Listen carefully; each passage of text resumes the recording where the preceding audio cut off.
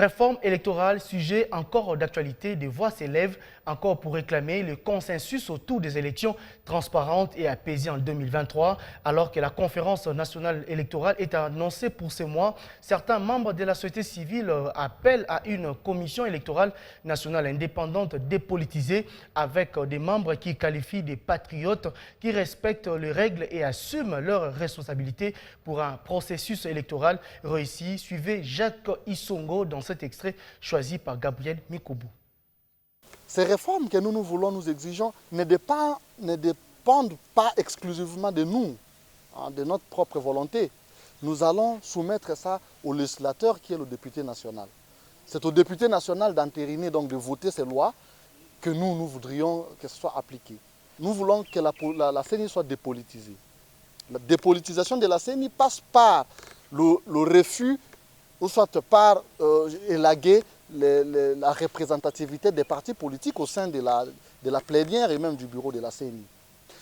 Les réformes sont impératives et obligatoires. Mais pour contourner le refus des députés de pouvoir nous donner ces réformes aujourd'hui, nous devons leur soumettre et obtenir leur vote à condition que ces réformes soient appliquées après un mandat. C'est-à-dire, nous allons aujourd'hui dans le format actuel et après 2023, nous devrions avoir une CENI 100% société civile. Le président de la République devait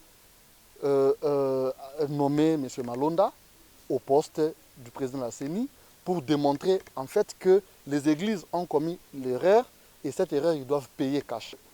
La gestion de la République ne peut pas être faite sur base des humeurs des individus.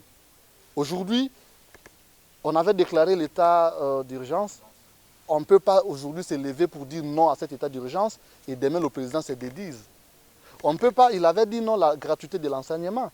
Donc si le peuple ou les enseignants avaient marché pour dire non à cette gratuité de l'enseignement, le président aussi devait abroger cette... Donc vous voyez, la République doit être gérée non seulement en respectant les règles, mais aussi en assumant certaines responsabilités.